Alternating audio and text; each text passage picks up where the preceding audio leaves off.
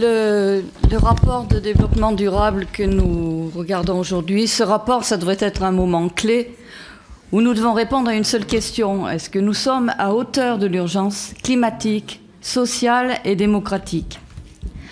En comparant les rapports 2024 et 2025, nous ne constatons aucun véritable changement de cap.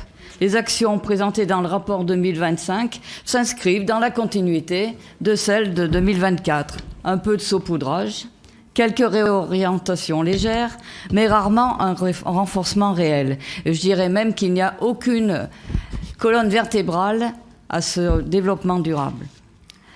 Le registre employé d'ailleurs sur celui de 2025 apparaît plus général, plus réservé que celui de 2024, où il y avait un ton, disons, plus volontariste, plus proche peut-être des préoccupations de la ville. L'urgence est reconnue, mais elle ne structure pas les politiques municipales.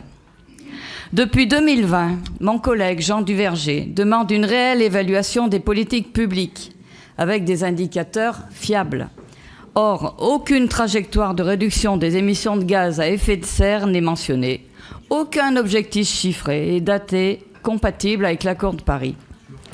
Sans hiérarchisation, sans priorisation, il n'y a pas de stratégie climatique crédible. Nous constatons un quasi-statu quo, reposant sur des projets déjà engagés. Aucun objectif de réduction de la place de la voiture, aucun calendrier contraignant, aucune réflexion sur la justice sociale dans les mobilités.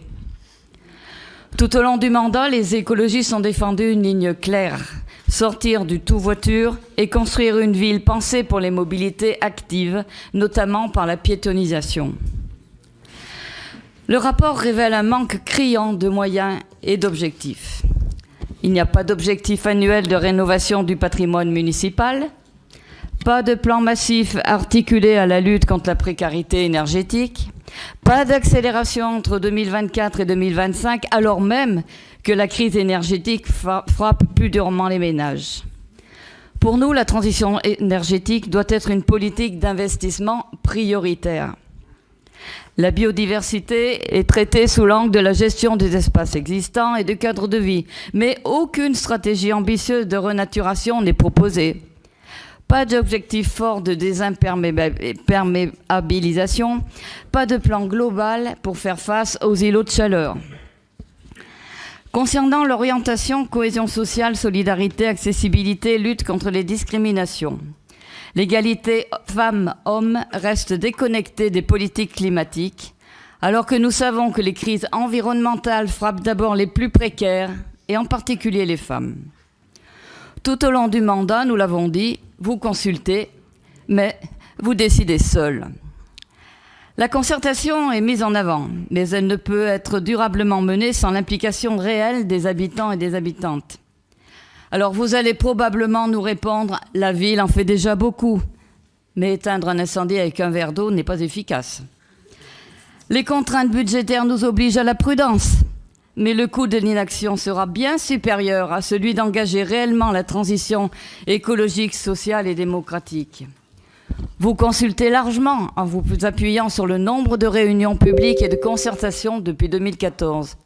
Mais concerter n'est pas co-construire. Les Stéphanois et les Stéphanoises doivent pouvoir être acteurs et actrices des décisions. D'autres exemples pourraient nous être opposés, mais pour le groupe Le Temps de l'écologie, la question reste simple. Face à l'urgence climatique, Saint-Étienne agit-elle à la hauteur ? Aujourd'hui, la réponse est non.